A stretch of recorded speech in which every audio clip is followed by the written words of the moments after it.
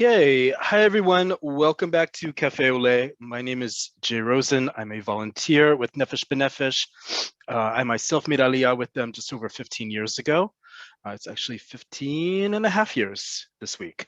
And here at Cafe Oleh, we go over the everyday Hebrew you need here in Israel to survive, whether that's how to read your electricity and utility bills, how to go grocery shopping and read a nutritional label, how to follow the news in Hebrew, even if your Hebrew is very rudimentary and at a beginner's level, really focusing on everyday practical Hebrew that you use. And we make this as user-focused as possible.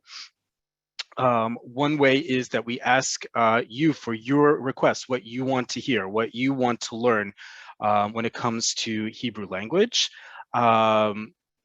Any topics that you have. Also, all of our previous lessons are available on YouTube. Just go to youtube.com, type in either Cafe Oleh or Nefesh B'Nefesh. You'll see a playlist of all of our previous lessons there. And you can go back and watch them. This lesson will be up in the next 1 to 2 days. You can hit subscribe with Nefesh B'Nefesh and get an update when the next one comes up. So if you'd like to review this class or any of our other previous classes, go back and watch in slow-mo, screenshot the vocab words, anything you'd like, you're welcome to do that at your convenience. If you have any topics that you'd like us to cover, please be in touch directly with Nefesh B'Nefesh, or you can write it here in the chat window. You'll see in the Zoom window bar both Q&A and chat. If you have any questions about Cafe Oleh, about suggestions for upcoming classes that we haven't done yet, or anything else, criticizing the color of my sweater, anything like that, please write it in the chat window. If you have any questions about the specific lesson we're doing today, please write it in the Q&A. I'm only going to be checking Q&A for questions when we break towards the end for them. So if you'd like your questions answered about this specific class today, please write in the Q&A. Everything else goes to chat. I'm also going to be sharing some links later on in the class in the chat. I'll let you know when that happens. Don't worry, you're not going to miss a thing. We'll also make sure it's up with the YouTube video as well. So today we had a request for a topic, which is always exciting. And it's one actually we haven't really done in a long time. I don't think even we've done. We've talked about the layout of Israel when it comes to travel. We've done travel words and vocabulary and the difference between the verbs using for to go and to travel, and to go a long distance versus a short distance. We've talked about administrative divisions of Israel, so the difference between a city, an ir, a town, a kfar, a council, a regional council, a moatza mekomit. But we haven't gone into the actual geography of Israel. I think this is one of the things that we as Olim often take for granted. Many of us have first come to Israel in the context of an organized trip. It may have been Taglit, birthright, or Masa, or a family vacation, or just we've traveled and been here, or seminary, or yeshiva, or whatever it may be. I myself came here the first time when I was 18 years old with my high school. And we traveled for 2 months and then lived on a kibbutz for 2 months. And I'm also a geography buff, if not nerd. I've been reading atlases since I was 2. So this is hitting all my sweet spots, but also yours, because this came by request of talking about general directions in Israel and sort of the layout of Israel. And again, maybe some of us who have recently made Aliyah or have made Aliyah a long time ago haven't actually traveled in Israel for a long time. And as I'm going to share with you in the vocab, even native Israelis don't know all the places and all the terms in this otherwise small country. It's a very diverse country geographically and topologically. We're going to get into some of that today. We're going to talk apolitically about politics, all sorts of challenges here today, as usual. So I'm about to share the vocab for today. As always, you are welcome to screenshot it. You are welcome to use old school pen and paper like you are in a regular classroom setting. And if you can't follow along, don't worry, you'll get the vocab list in the recording that will go up on YouTube in the next few days. So you'll be able to access it there again, screenshot, pause the video, whatever you would like. And let's just get started with it. Right, so as always, Hebrew is going to be in the middle column, transliteration on the right-hand side, English on the left-hand side. We're starting with what I think is a really important one, and I was just talking with my colleague at Nefesh B'Nefesh before I got on the call, this one took me years and years to find the English equivalent, and it was right in front of my eyes, and I couldn't believe how long it took. We've talked before about the phrase Ani chozer habayta, which means I'm going home. It literally means I'm returning home, but in Hebrew we would say Ani chozer habayta. Chozer means returns or returning. And habayta is a very specific way to use the word bait. Bait is a house. Habayta is homeward. And it took me forever to translate it in a way that made sense for English. Instead of saying, I'm going home, I'm homeward bound, right? That's the way that this basically translates in a much easier way, closer to the Hebrew. And we've talked about this before when it comes to announcements, for example, on the train. When you're on the train in Israel, you'll notice that words, even at the end of words that end with the letter hey, right? That's ah. You'll notice that they pronounce the words differently. So for example, the town of Binyamina. Binyamina is on the coastal highway, the coastal route of the train. It's a popular stop. There's some trains that actually stop there. The local service often picks up and stops there. Normally, when in Israel, when we're saying the town of Binyamina, we say it like that, Binyamina. On the train, however, they're going to say Binyamina. They're going to put the emphasis on that last syllable because the train is going towards Binyamina, right? So every time you hear habaita, right, it's towards home, homeward bound. Yamina, Yamina means rightwards or turning right in the direction of right, right? Yamin is right, as in right hand, rightwards, whatever you want to say. Daroma, Darom or Darom is south. Daroma is southwards, right? You probably know the word kadima. Kadima means onwards or forwards, right? You're hearing that words at the end, W-A-R-D-S. That's what that suffix hey at the end word means. And that's going to be really important when you're talking directions and you're giving directions. How often have you asked someone for directions or you've given them and someone will say yamina yamina or smola va'az yamina? That's what they're implying. You go smola, leftwards, and then yamina, rightwards. That words indicates movement of direction or direction of movement, however you'd like to say it. The point though is we take it, we add that at the end, and we have what we have in English, what we think is just for us and is a little sophisticated words at the end of the words. It's actually in Hebrew as well. Really great. I'm glad I figured that out. I'm glad I figured that out for all of us. Okay, let's move on. So we talked about at the end of a word, habaita, yamina, daroma, kadima. They keep on going. Row 4. This is probably if you are ever traveling in Israel on your own or with family and friends and your Hebrew is not good, these are the 2 most important things you will learn out of this lesson, right? Stop everything you're doing. These are the 2 most important phrases you're going to learn all night. If you haven't learned these already, memorize them. Efo, as the beginning of a question, and ech magiim le. Efo means where. Where is or where are, doesn't matter. It's where as a question, right? So if you want to ask, where is Rothschild Boulevard? Efo Sderot Rothschild. Okay, you don't have to add any verbs. You don't have to think about conjugation or anything like that. Efo plus where you want to go, your destination. Efo meaning a question word, meaning where, plus your destination means where is, right? The is implied. And the next one, how do you get to? In English, you say, how do you get to, or how do I go to? In Hebrew, we use the verb for to arrive. How does one arrive at? Okay, Ech magiim lesderot Rothschild. Let's say I'm in the north of Tel Aviv. Rothschild is in the center of the city, and I'm asking someone, Ech magiim leRothschild, right? How do I get to Rothschild Boulevard? That's how you're going to ask it. Don't try to confuse yourself. Don't try to confuse me. This is how you ask, how do I get somewhere? You use the verb lehagia, which means to arrive, and you're going to ask, Ech magiim le. This is in the plural, meaning how does one in general get to? Okay, you're not personalizing it.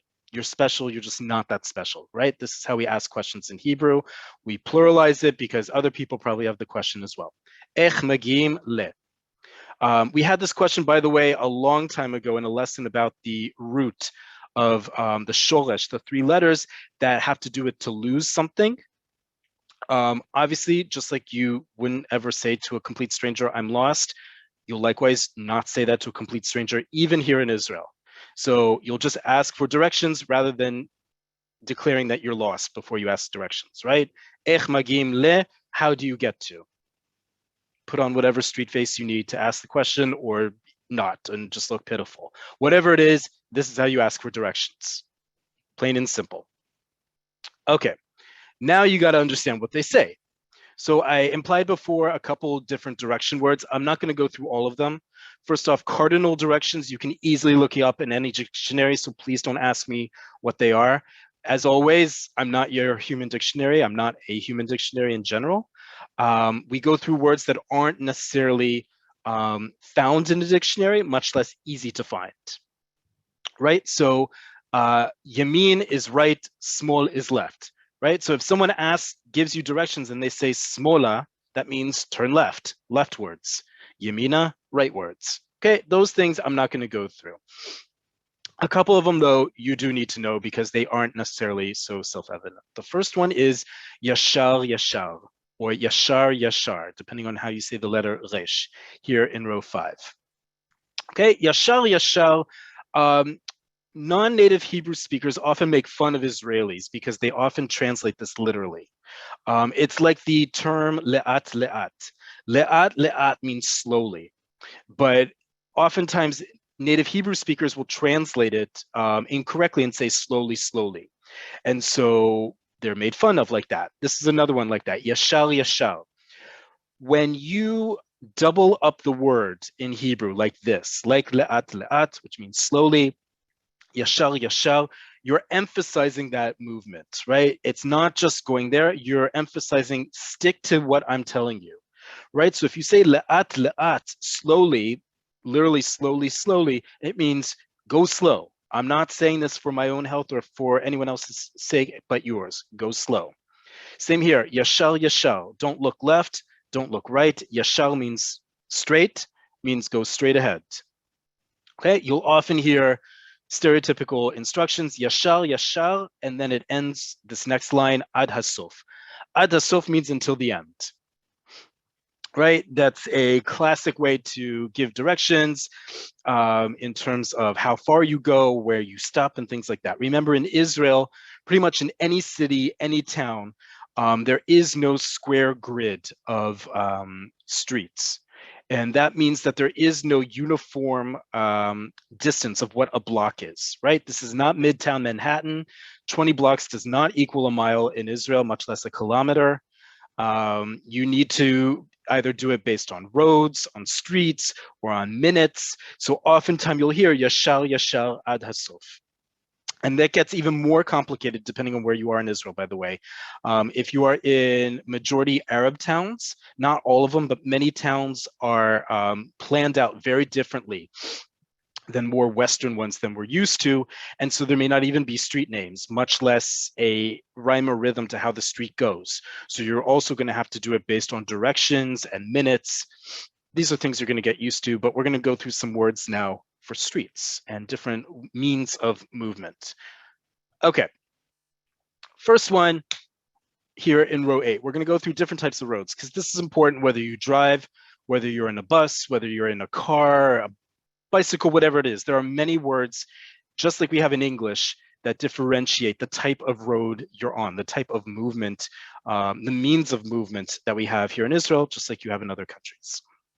First one, row 8, is kvish.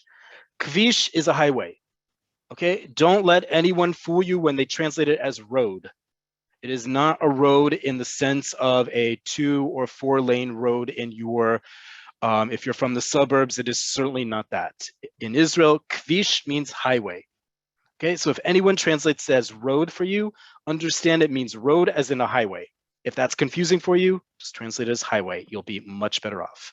Kvish is always a highway in Israel. The word for road, though, is rechov or rechov. Okay, rechov and a few other of our words tonight are going to be the very few exceptions to the rule when it comes to gender. We talked about gender last week when we talked about numbers quite a bit. Excuse me, this week, far less. You're welcome. But there are a few that are going to trip you up. So that's why some of these are in plural, as well as the gender is on the left-hand side, so you can distinguish. Kvish, the plural of kvish is kvishim. Kvish, highway, kvishim, highways. Rechov is a road. Roads, the plural is rechovot. This word is masculine, but it pluralizes as if it's feminine. So don't get too confused here. Rechov will always be masculine. It just pluralizes as if it's feminine, but it still is masculine. Harechov haba, the next road. Harechovot habaim, the next roads. And see, it's rechovot habaim. It's still plural masculine, despite having that ot ending. And here's the opposite. Derech. Derech or derech, depending on, again, how you say the letter resh, and I'm a little congested, that's why it's coming out as resh, is a way, W-A-Y. Think of a bigger road. It's not necessarily a highway. It sometimes could be. It's bigger than a rechov. A rechov. Derech is one way. Ways are drachim. Okay, drachim and derech are both feminine. They may not look it, they may not sound it, but trust me, they're feminine. Derech, by the way, is way in every respect, not just when it comes to transportation, it's also in a figurative sense. The way to solve this puzzle would also be derech. Okay, very good basic word, everyday word to have in your Hebrew vocabulary. Here's another word, row 11, stera and sterot. Okay, sterot is the plural of stera. Stera is an avenue or a boulevard. They both are translated the same way in Hebrew. Think of a bigger street, a wider street, usually with a median strip in the middle or something in the middle that separates the two sides beyond just a line of paint on the road. Okay, stera.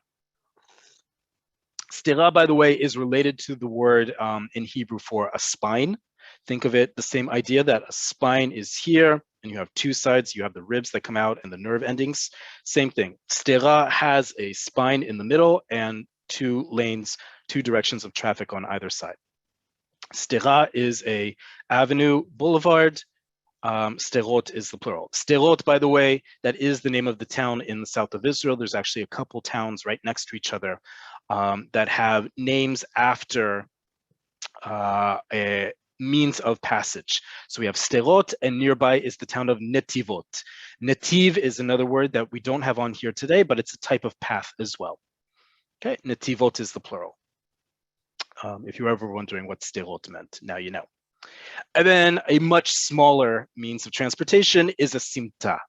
Simta, and the plural simtaot, is an alley. Okay, so an alleyway, simta, simtaot are alleys. Okay, very simple, but really important words to know. Okay, while we're talking about roads, let's do something a little bit equally important, which is how are the roads in Israel mapped out? If you are a lover of atlases like me, or you just want to get a better familiarity with how Israel is laid out, I highly recommend going to any Hebrew bookstore, Steimatsky, Somet Sfarim, any of them, and pick up one of these guys. This is from 2009. This is way before Waze and Google Maps became very popular. I suggest getting a printed map. They come out every year. This is the most popular one, Atlas HaZahav, the Golden Atlas. And you can see how thick it is. This is the entire map of Israel, then broken down into even smaller pieces. So you can do big ones. It then has highway interchanges here. It has a breakdown of every single town, part of Israel you could think of. So if you wanted to know the street layout of Herzliya, there you go. Right? Really good to have one of these. Also, not just if you're, a geography nerd like me and you like reading this just as a book. It's good to get a familiarity of how far things are from each other, the layout. Really highly recommend this, especially if you're a driver, but even if not, a easier, more tangible way to understand how Israel is laid out, but also what we're about to do, which is highways, right? We said that kvish is a highway. How are the highways named? And actually, they're numbered in Israel. And so how are they numbered? Those of you who are American, I can only speak for the American system because that's the one I know growing up. You know that highways, the interchange system, highway interchange system, whatever the official name is that President Eisenhower put out, has a very specific layout, right? Numbers go up in a certain direction and they're odd and even depending on the direction of that road. Same thing in Israel. And the number of digits in that highway number also indicates its importance. So let's illustrate that here. Row 14. Kvish Achov, also known as Kvish Shtaim. Kvish, we said, is highway, right? Don't mistake it for anything else. It's a highway when we're talking about highways in Israel. Number 2, highway number 2 is also known as Kvish Achov. Achov means the coast. It is the coastal highway. It is the closest highway to the Mediterranean Sea. And it goes from the south to the north, or the north to the south. That already gives you a clue. Even numbered highways, no matter how many digits are in it, even numbered highways will always go north to south, south to north. Okay? Depending how you want to orient yourself, they go this way. Vertical, if that's easier for people to understand, or north to south, south to north. I always have people who try to correct me with that. I'm giving you all the options here. You decide which your orientation is, right? Kvish Shtaim is up and down, or down and up, and it is a primary highway. I know this because it only has one digit. Okay, so it is a primary highway from which other highways delineate. It's also known as Kvish Achov. You'll usually hear it on traffic reports as Kvish Achov. Okay, and is the primary highway in the main center part of Israel for sure. There are other ones we'll get to in a second, but again, even numbered highways will go north-south or south-north, depending on your orientation. Kvish Aslim, right, is also known as Kvish Ayalon, or just the Ayalon. Right? Many of you will have heard of the Ayalon. The Ayalon is the major thoroughfare in the center of Tel Aviv. It's actually just to the east of the center of Tel Aviv. It's a, how many lanes is it now? 3, 6, 8 lanes. Anyways, and it has the Ayalon River going in the middle of it. It looks very urban. That is a secondary highway. And I know it's a secondary highway because it's got 2 digits. Primary 1, secondary 2 digits. And I know it's a spin-off of Kvish Achov, Highway 2, because it begins with the number 2. You're getting the logic here, right? It's pretty simple how to understand how the highway system here in Israel works. Odd or even determines direction, and the amount of digits in that number indicates how the primacy of that highway. So Kvish Ayalon, or just the Ayalon, is a secondary highway. It is a very busy highway, but it is considered a secondary highway. Okay, and that goes through the center of Tel Aviv. It goes as far south now, I believe, as Rishon LeZion, and as far north as Ra'anana, if I'm not mistaken. But it's big chunk, the part that's often the most congested is right in the center of Tel Aviv. Okay, Kvish Ayalon. Let's go to another one, a tertiary highway, 3 digits, Route 443, known in Hebrew as Kvish 443. Typically, when it's a longer number or one that's less, that doesn't have its own moniker, and there's only a few that do, it'll just be pronounced digit by digit, right? It won't be Kvish 443. It's usually Kvish 443. 443, many of you know this, having either living in Yerushalayim in Jerusalem or Modi'in or anywhere along that line, is the bypass road that goes to the north of Kvish Echad. Kvish Echad is the traditional highway that links Tel Aviv and Jerusalem, which goes east-west or west-east, or this way, horizontal. And it's Echad, so therefore it's odd, and therefore it goes this way, just like 443. 443 goes this way, okay, because it ends with the number 3. Very simple. And I know, by the way, it's a spin-off. It's a derivative of Kvish Arba. Kvish Arba, Highway 4, is the old north-south, south-north route, the old coastal road. It's more inland than Kvish Achov, Route 2. Our 443 tertiary highway, smaller, both in length as well as the number of lanes, and it goes to into Jerusalem via Modin, the north of Modin. Okay, and finally, just to give you an example of a quaternary highway, I had to pick up that word because who often uses that? But basically, the numbering system of highways in Israel goes up to 4 digits. The fourth one is obviously going to be the smallest highway. This specific highway, 9778, is way up in the north. It connects the kibbutzim of Neot Mordechai, also known as the Neot Shoe Factory kibbutz, those of you who know that on your many trips to here in Israel, to the kibbutz of Kfar Blum, way far up north in Israel. It's the highway that connects the two. Pretty simple, right? 1, 2, 3, or 4 digits to the name of highways. Some of them will have names, most don't. And again, if it's odd, it goes horizontal. If it's even, it goes vertical. North-south, vertical, south-north, however you want to say it. Horizontal, east-west, west-east. Very simple to understand how the highway system here in Israel works. And there you go. While we're on traffic, some really important words, because as much as Google Maps and Waze are great technologies for us, oftentimes they're very user-based and user-dependent. Whereas if you're listening to the traffic report on the news, which is quite a popular pastime here in Israel, that's based on cameras and helicopters and actual professionals reporting the news rather than just users. So this is important as well to know some of these words that you're going to hear quite a lot if you listen to traffic reports. First off, you'll hear the names of the highways, Kvish Achov, Ayalon, and then they'll usually give the direction of wherever there's a problem. And then they'll use words like this: Omes, row 18. Oh, that just disappeared.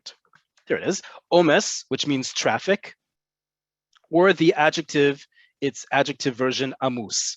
Amus means backed up when we're talking about traffic, right? So if you hear Ayalon Darom Amus, it means that the Ayalon, the Kvish 20, right? Highway 20, the Ayalon freeway or highway, bypass, however you want to call it, the Ayalon going southwards, because they use Darom, Ayalon Darom. So Ayalon south is Amus, is backed up. There's traffic on it. Okay, that's simply what it means when you're listening to the traffic.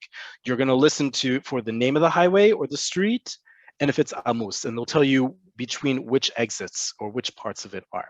And here's where some of those words are that we use with streets that are really important. Ma'akaf. Ma'akaf means a detour or a bypass. So if there's road work, if there's a way around it, Israel's not big enough to have ringed highways like you do in America and in other countries. So we don't have, that kind of big infrastructure for streets, but there are oftentimes in many places a bypass to get around certain parts in the country. Very important word, 2 words that often get confused with one another. The first one is tzomet. Tzomet is a junction, right? It's when 2 or more roads are on equal level and they interchange, okay? So a junction, right? They're on the same plane and they intersect, right? It's usually referred to when we're talking about highways. When we're talking about a regular street, we use the word for a corner, pina, but you can always use the word tzomet as the connection point, the interface, the place where 2 roads, highways meet. That is different than a mechlaf. Row 22. Mechlaf is an interchange, right? So you often see when you're driving in from Yerushalayim or the airport into Tel Aviv, you'll see quite a number of mechlafim, of interchanges, and that's when one highway goes under, or depending your direction, your orientation, over with a bridge or a tunnel, goes over another, and there will be an exit to get to that one, right? So if you're on Kvish Achad, on Highway 1, and you want to get to Kvish Arba, the old coastal road, you have to get to a specific mechlaf for that to happen. right? So if you're going towards the coast and you want to go north or south, you need to find the michlaf that's appropriate. Okay, really important words if you are driving or if you're navigating, no less important. I personally don't drive, but I am a great navigator. So these words are just as important to those who are providing direction as well as support to the drivers in this country. No less important, know your rights here in Israel, just like in any country, is the term zchut kadima. Zchut kadima means right of way. Zchut is a right, as in a legal right, not as in right hand side. Kadima, we talked about before, means movement forward, right? So zchut kadima, just like in English, right of way. Who has the right of way? Well, as an avid pedestrian, I'll tell you that I always have the right of way, which is wonderful. But just like in other countries, I believe it's the driver to the right, but don't hold me to that. I'm not a driver. Just know that zchut kadima is how we say that. That's what I usually yell at a driver who tries to barrel through an intersection and almost runs me down, or attempts to, and then I stop them either by waving or pretending, not so pretending, that I'm about to take my hand and smash it on their hood as a reminder that I have the zchut kadima as a pedestrian. I'm very much an urban child. Okay, let's move on to some more words. As I see, we have a bunch of questions too. I want to get through some more words. Okay, we talked about road layouts. We talked about different types of roads. Let's talk about terrain. Terrain is important in Israel. It's a small country, but it's very diverse with regards to its geography and its topography. So we're going to get to some of the words, not all the words now, but the big ones. Whether you are hiking, driving, just walking along in Israel, you're going to find these words a lot. You've probably heard these words a lot in Jewish tradition, if not in the news or in general talking about Israel. Let's get to a little bit more what these words actually mean and the difference between the ones that may sound similar. First word is atar. Atar or atar means a site, S-I-T-E. It is also the word we use in Hebrew for a website, right? Because just like in the word website, that's in there. So an atar is any kind of site. Think of it as not just a nature, something out in nature. It can also be a site of importance, right? It could be something historical, or it could be a amusement park, or anything like that is an atar, a place that you want to stop at and visit is a site. And thus in Hebrew, atar. A type of site can be a tatzpit. Tatzpit is a viewpoint or an overlook, if you will. It comes from the same roots, the same shoresh as the verb litzpot, which means to view, as in to usually use it when you're watching TV. This is the correct verb to use. So tatzpit is something where you can see, look out, or a viewpoint. Okay, a couple important words. We're not going to get into the exact difference based on meters and height and all that. Just know that, just like in English, we have multiple words for different types of nature, different phenomena in nature. One of them is one you probably know, har. Har or har is a mountain. That is different than a giv'ah. Giv'ah is a hill. Just like in English, a hill is shorter than a mountain. Same thing in Hebrew, giv'ah, har. What the difference is, you can look that up on your own. I couldn't tell you off the top of my head. This next one, though, this is what I was talking about before when I said that native Israelis don't even know the geography of Israel. This is a great example of it. Those of you who remember, Israel hosted the Eurovision Song Contest in 2019.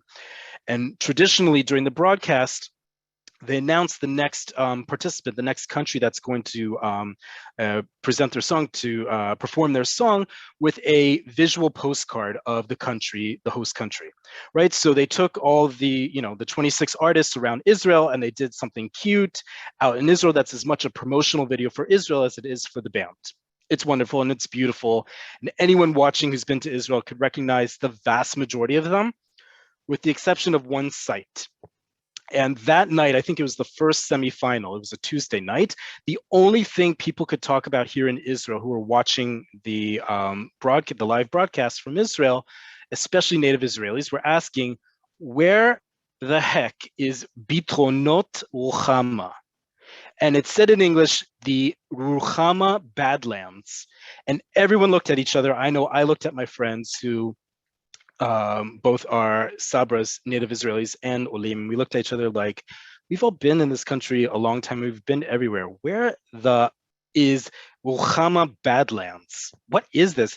And you saw all throughout Twitter and social media, no one knew where this was. So first off, we do have in Israel Badlands.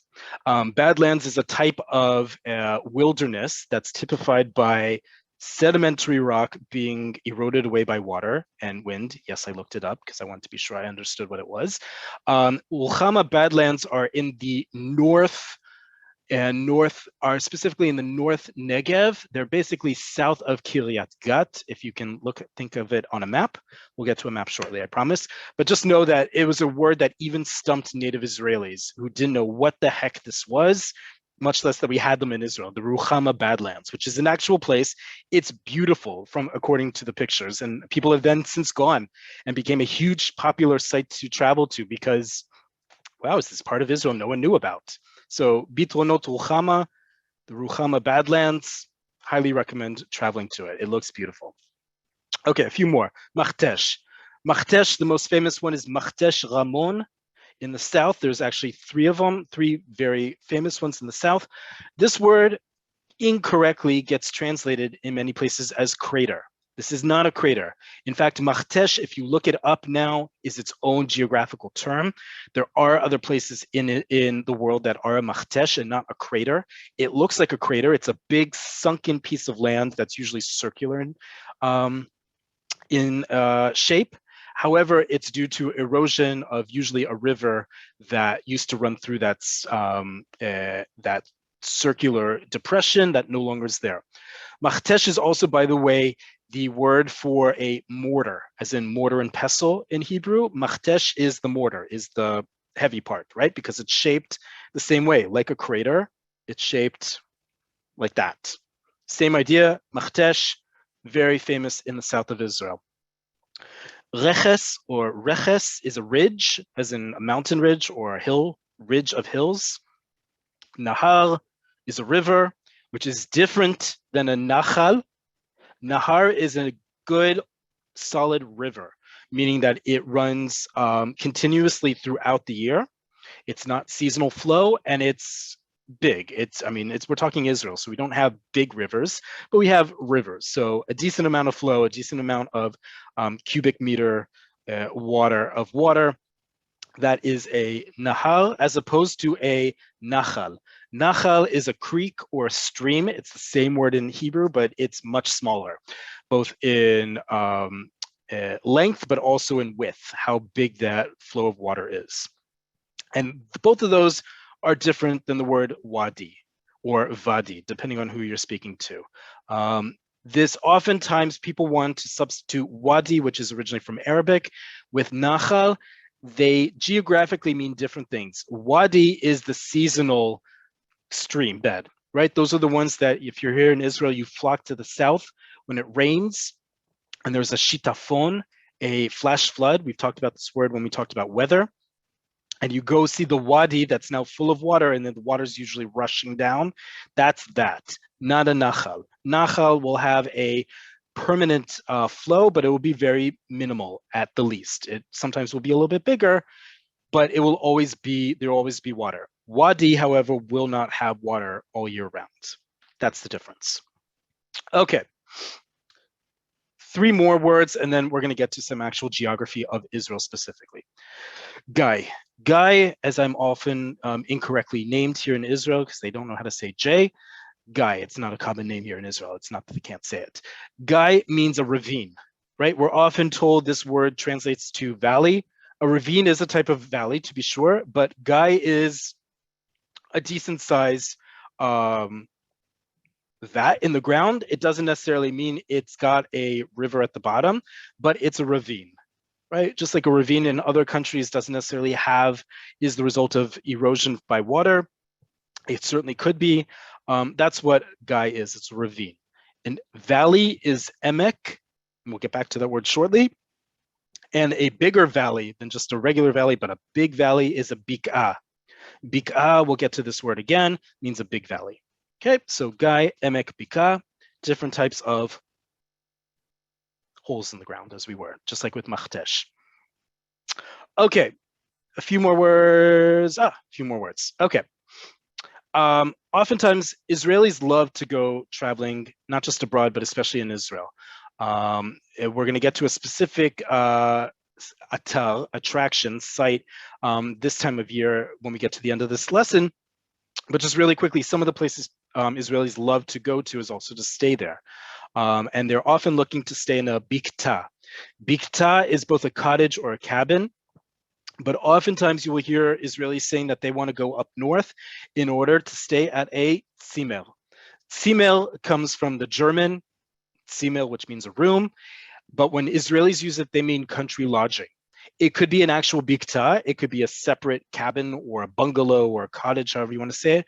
A tzimel could also just be a boutique hotel in the middle of nowhere, or the other side of someone's house in a small town up north or even south.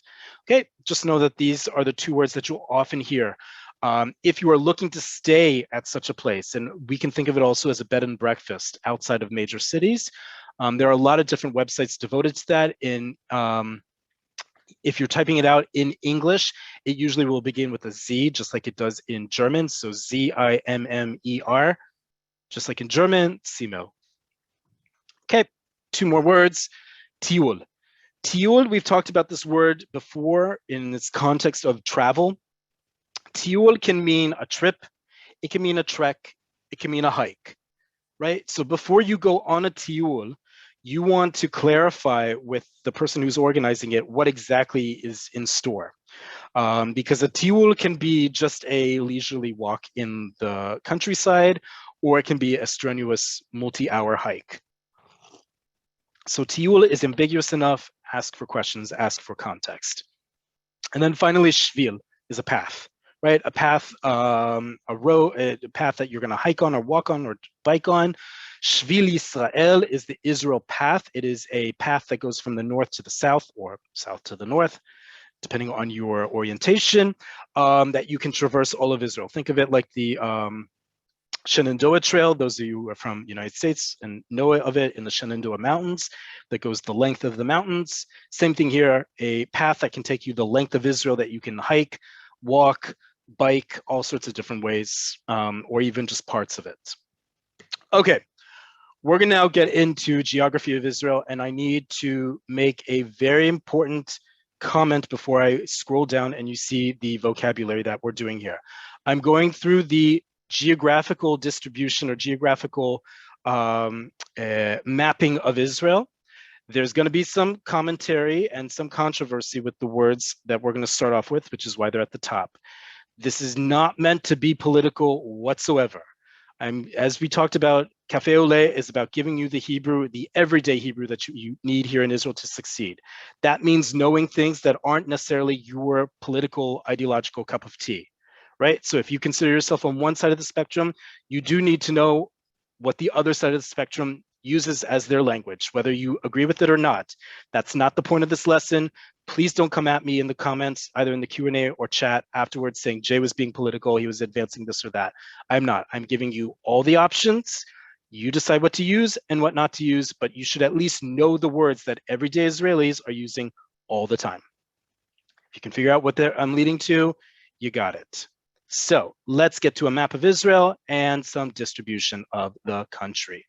So we're going to start off with the basic word for border. This is one of our exceptions for tonight vis-a-vis gender. Border is a gvul, and borders are gvulot. This word is masculine, even in the plural ending in ot. Okay, so gvul, gvulot, border, borders. Now, let's talk about one. You see here on the right-hand side, there's a map. If you are not familiar with the map of Israel, don't worry, we're going to go through it together.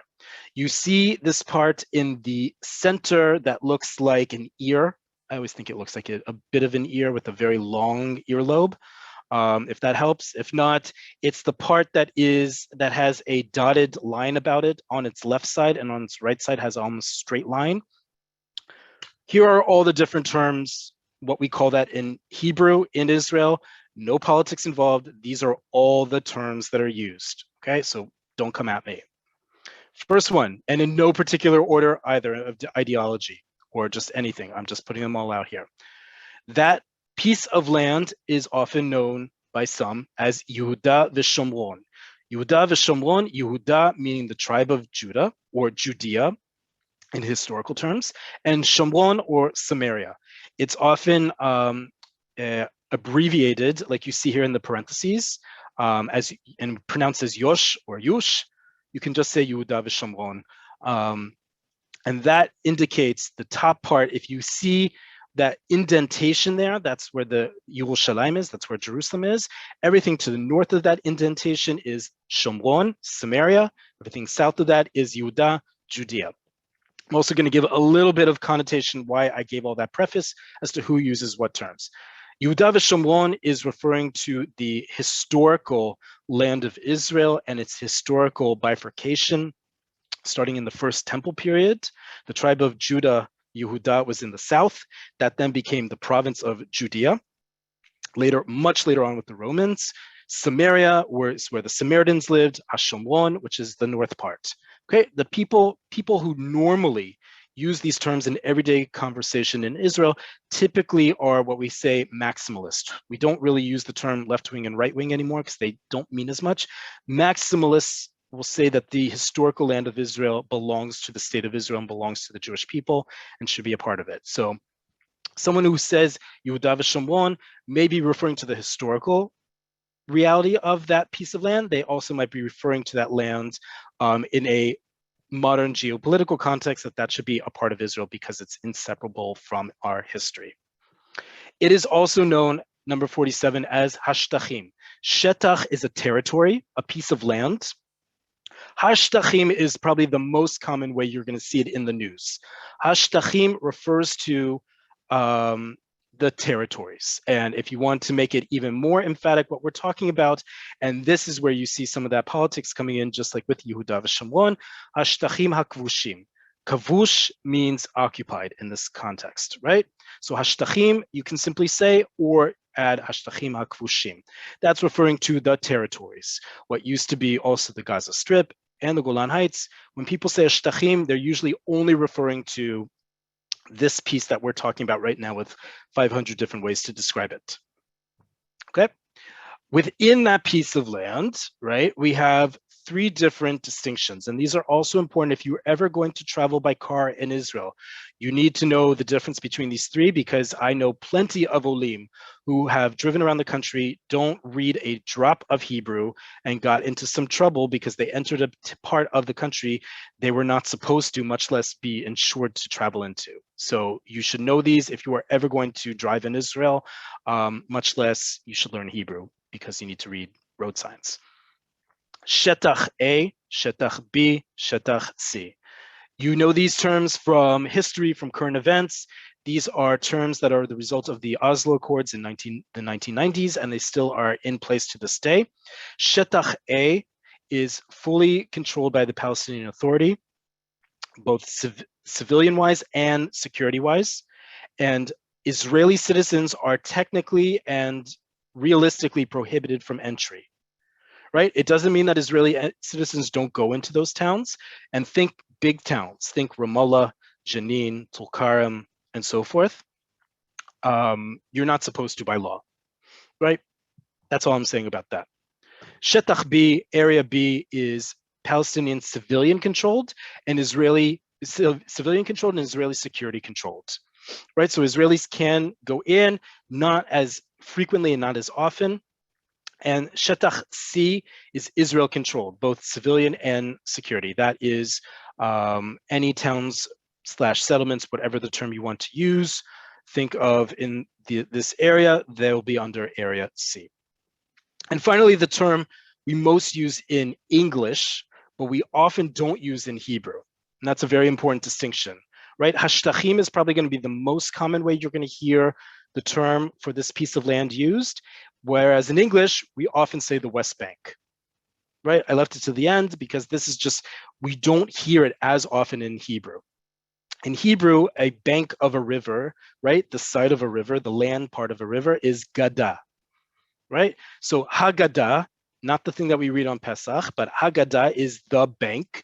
And when people say that, they're only really referring to the West Bank. Haggadah HaMa'aravit, literally the West Bank, or the Western Bank. I'm not going to go into a history detail of what that means and the history of it, the short history of it since 1949. Just know these are all the different terms for that piece, one piece of land. Let's go to the rest of the piece of land. Okay, let me move the map down as I'm talking so you can see it as we go to other parts of the country, because believe it or not, there are other parts of Israel. Okay, first one up is Ramat Golan. Ramat Golan, you can see here, let me just move this over a little bit. There we go. Ramat Golan is that little bit that goes up the top right of the map here.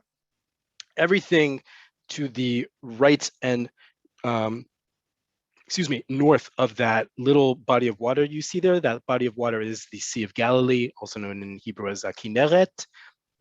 Everything to the right of that, which mainly looks light brown in this picture, and before that dark solid border line is Hagolan. I'm not going to get into the bifurcation of it. Everything there is the Golan. I am going to get into, however, Hagalil. Hagalil is basically in Israel, everything in the north is Hagalil, which is not true because we also have the Golan. But it's actually very diverse. And it's very specific where you are in the Galil. And people who live in the Galil are very emphatic about where you live. And this is much about Middle East reality as it is hometown pride, as it were. So it's very important when you are traveling up north, specifically to know the difference between these places, because even though it looks small here, the geography makes it very distant because we have a lot of mountains, we have a lot of valleys and ravines. It's important to know. So we're going to start at the top. Etzba Galil. Etzba Galil, I had to look it up how you say it in English, is the Galilee Panhandle. I've never heard of it referred to that as that. We call it Etzba Galil. Etzba is a finger, and it's called that because it looks like a finger. If you look here on the map, you see the Golan Heights, that part I just told you. Just to the left of it, you see that green bit? Just to the left of it, that is Etzba Galil. Everything from that little tiny green sliver there that goes north and south, between the Golan Heights on the left, on the right, and the Lebanese border to the left, the border with Lebanon is called Etzba Galil. It's a short piece of land that was a part of Israel since 1948. And is home to towns such as Kiryat Shmona, Metula, those kibbutzim I talked about at the beginning, Ne'ot Mordechai and Kfar Blum.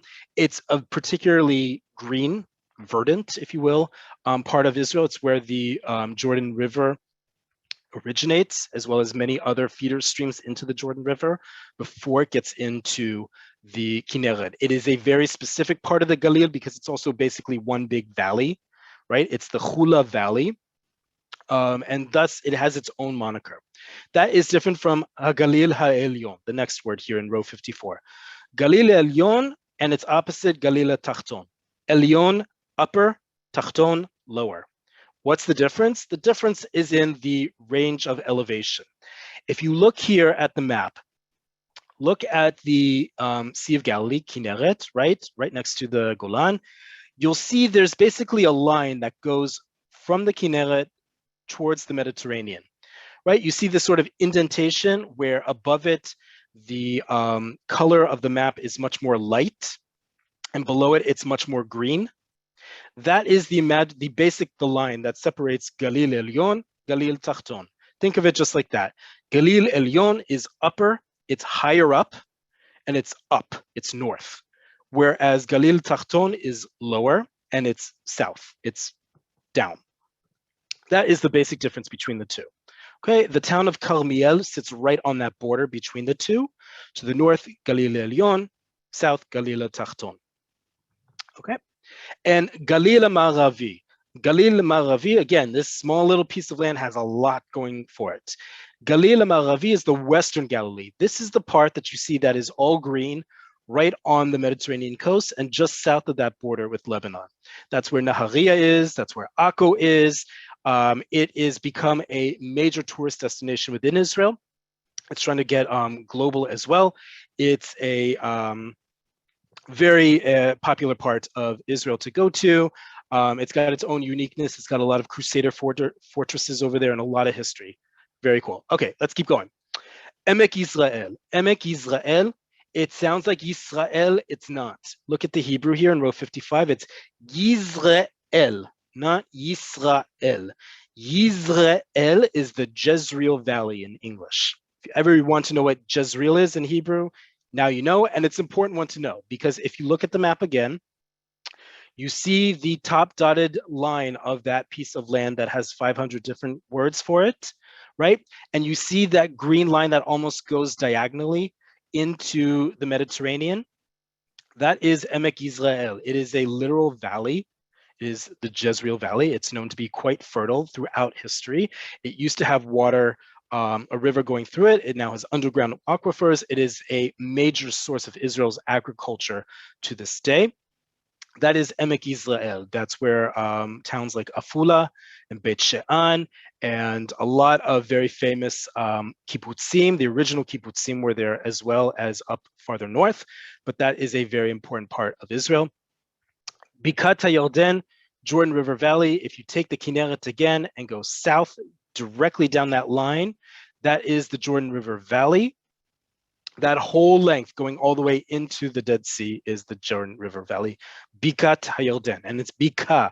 It's not Emek, it's Bika, because those of you who have traveled down that road, Highway 90, Kvish Tishim, it is quite dramatic, the separation and the width of that valley.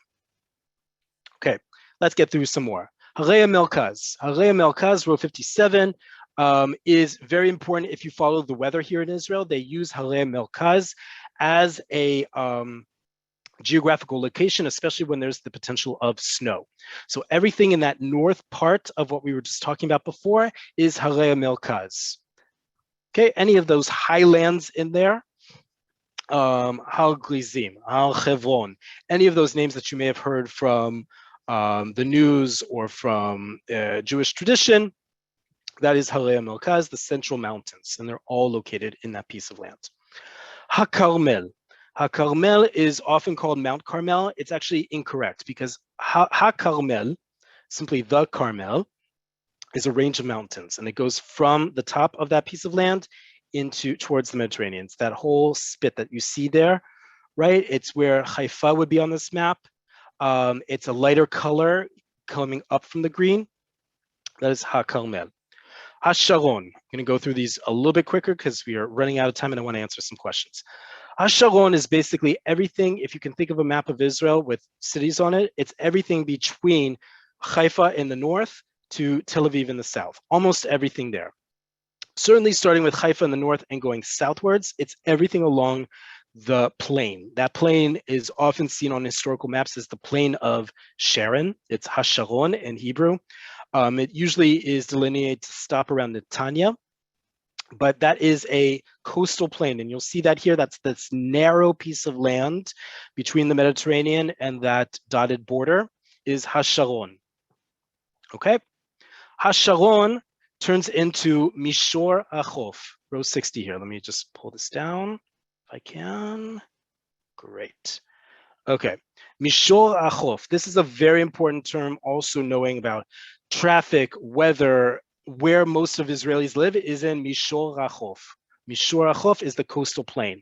That's essentially everything from Netanya to the south. We often call it Gedera, Chadera leGadera. Chadera being a town up in the north, just south of, Haifa, and Gedera being in the south. The whole flat coastal plain that you see here, from the Sharon downwards, is the coastal plain. Narrow, very flat, very close to, if not at, sea level. Shvela. Shvela is the whole area leaving Jerusalem going towards Tel Aviv, so the towns of Beit Shemesh, Modi'in, all those towns are considered part of the Shvela. It's the lowlands. It's where the land starts sloping down, maybe some hills, but it's otherwise going down towards the sea. Prosdor Yerushalayim is the corridor. It's the Prosdor is a corridor. In apartment listings, we talked about this before, is the foyer of an apartment or of a building is a Prosdor. It's actually not Hebrew, as it's very difficult to say in Hebrew with a resh. But that is the entryway into Jerusalem. So those of you who have driven from Tel Aviv to Jerusalem, you know that highway Kvish Echad, Highway 1, that goes up into the mountains. That whole area is considered Prosdor Yerushalayim, and that's typified by very steep inclines, and then plateaus, and then deep ravines going up and down multiple times. Okay, that's where Har Adar is. That's where Kiryat Yearim is, Shoresh, all of those little towns that you see when you're driving into Jerusalem. Har HaNegev. Har HaNegev is one that you'll see quite a lot when you are watching the news, especially when it comes to snow, because it is high enough that even though it is in the Negev, the desert, or what we call the desert, the Negev desert, is quite high. You see this little blip as I scroll down to the south of Israel. You see that little jagged part of the border on the left-hand side with Egypt, right? That's the Sinai Peninsula to the left. And you see that little bit that's sort of zigzagged. That's where Har HaNegev is. Har HaNegev is a series of mountains. Again, it's a reches, it's a ridge, and it's quite high. So when it snows in Israel and it's cold enough and it's wet enough in the south, that part will actually get snow. Okay, and finally the Arava. Arava, if you go all the way down to the south of Israel, and you see down here the Red Sea, that little piece of blue at the bottom, and Eilat is basically the entire border of Israel with the Red Sea. You see that green bit, right? That green bit is both indicating vegetation, but more about the sea level. That's all at sea level. That's the continuation of the Syria-African Rift. That's considered a separate part of the Negev. It's its own area. It has its own terrain and geographical features. That's what they're referring to. It's only that little bit. It's basically the hour and a half north of Eilat leading to the town. Okay, two more things, and then I want to get what questions we have, even though we're running out of time, but I want to answer as many as possible. First off, I say all this because Israelis love to travel. On Saturday nights, also known as Hebrew as Motzei Shabbat, there is usually a statistic put out in the news indicating how many Israelis traveled, but in general, but also went to national parks over the weekend. And the warmer it gets, obviously, the more people are out. One of the things that's happening right now, the whole month of February, is something called Darom Adom, or Darom Adom. Darom Adom literally translates as red south, the red south. Darom is south, Adom red, the color red. And it is a festival of Israel's national flower, which is the kalanit. Kalanit, in plural kalaniot, is called a poppy anemone. If you don't know what it looks like a poppy, but it's not. It's bright red with a black center. It's absolutely beautiful. And in the south of Israel, meaning the north of the Negev, there are fields and fields of this bright red flower growing everywhere. And it only happens this part of winter. And so there's a whole festival that that guides you to these places where people will picnic or just walk through them. It's absolutely beautiful. I will make sure that when this this recording goes up on YouTube in the next few days, that you get links to looking them up. But just know that in Hebrew, they're called Darom Adom. You will be able to get links to it. Most of the information is in Hebrew. There is information on JNF's website about it, but the real detailed information, where to go, what to see, is in Hebrew. We'll make sure we get you those links when it's up on YouTube. And then finally, a really important resource for any of you traveling by car, on the road. I actually just learned about this today from a colleague from Nefesh B'Nefesh who had a flat tire, or as we call it in Hebrew, a punchel, as in puncture, how the Brits call it. There is a service called Yedidim, Siyua Badrachim. Yedidim means friends, like acquaintances. Siyua is aid, A-I-D, Badrachim, right? We had that word before. Derech, way, help is on the way.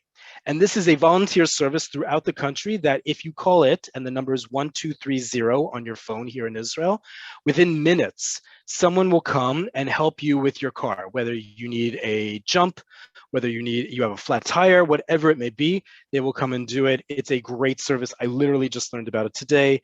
Wonderful, as Israel often can be with regards to its people. So a great service there. Let me get to some questions. I'm sorry that we went over time here, but there's just so much to cover when it comes to Israel. Okay. Anonymous asks, is Yalla Ivrit or Aravit? Meaning, is it Hebrew or Arabic?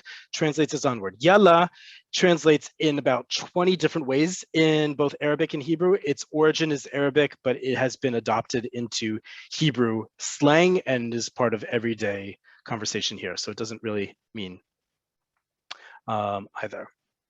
Thank you all for pointing out the incorrectness of my transliteration. Trust the Hebrew, trust my pronunciation, Yemina. I hear that you had I forgot the Y there, but all the more reason to learn to read Hebrew, folks, and not trust transliteration. Yemina means rightwards. But thank you for pointing that out for me. Okay, Alan, is sterot or shterot? Alan, you got a great point here. You're going to hear both in Hebrew. The proper Hebrew, the official Hebrew is sterot, but you're going to hear shterot as well. Both of them are acceptable. Ted, is kvish for both the red and blue highway numbers or just the red? Ted, highway is a kvish. If it's got a number to its name, it's a kvish, which means a highway. Anonymous, is drive in an address used in IL? No, right? Like beach drive. We don't have roads that typify what a drive is in other countries, so there isn't a typical term, but great question. Okay. The Golden Atlas is usually printed annually. I haven't bought it, as you see, since 2009, so I can't reply, but I would assume there is a updated one. This is a great one, especially if you have a car in Israel, to have in the back seat or in the front seat. Okay. Steve, I see you have a question about Aliyah. Please direct that to Nefesh B'Nefesh. It's not about the specific lesson, but it's a very important question to be sure. Please be in touch with them directly.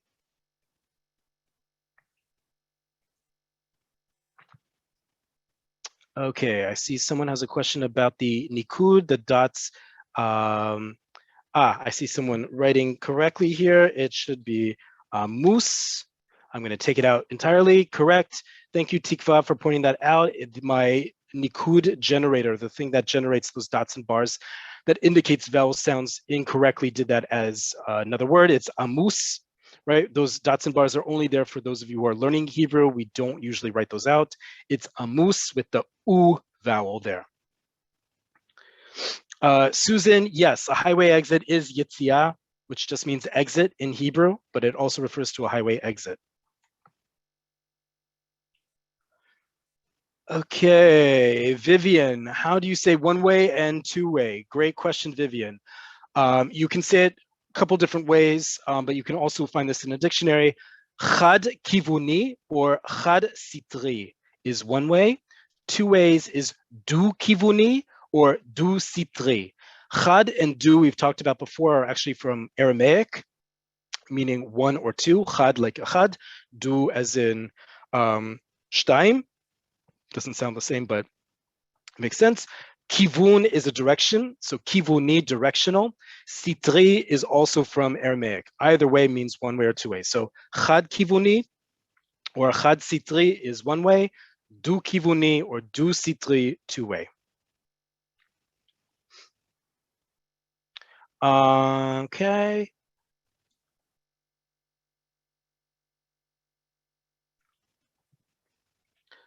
Why did you call the last letter of the alphabet Z and not Z as the British do? Great question, Anonymous.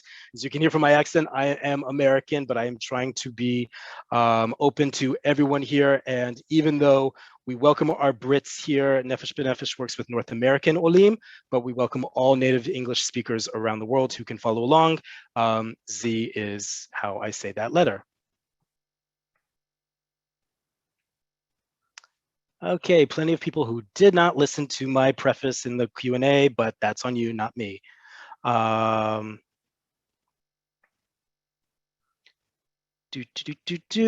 Anonymous, is Tel Aviv, Petach Tikva area in the Shvela? Great question there. It's in Mishloach Chof. Petach Tikva is probably we have another term. We've talked about this before, and it's more about population than it is about geography called Gush Dan.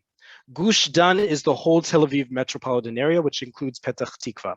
So it's not part of the Shvela, it's more part of the Mishor HaChof, and even then, it thinks it's even more special, so it has its own term. Okay.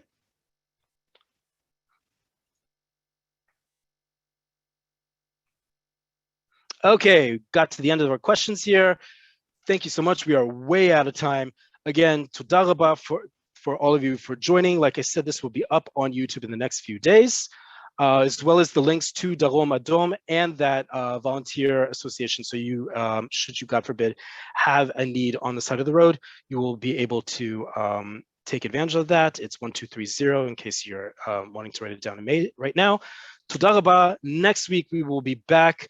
We will most likely be doing one of my favorite lessons, and I know yours, which is media literacy, how to read the newspaper here in Israel without any advanced Hebrew whatsoever, how to read it from scratch. So tune in next week. And in the meantime, toda rabah and lehitraot. We'll see you all very soon.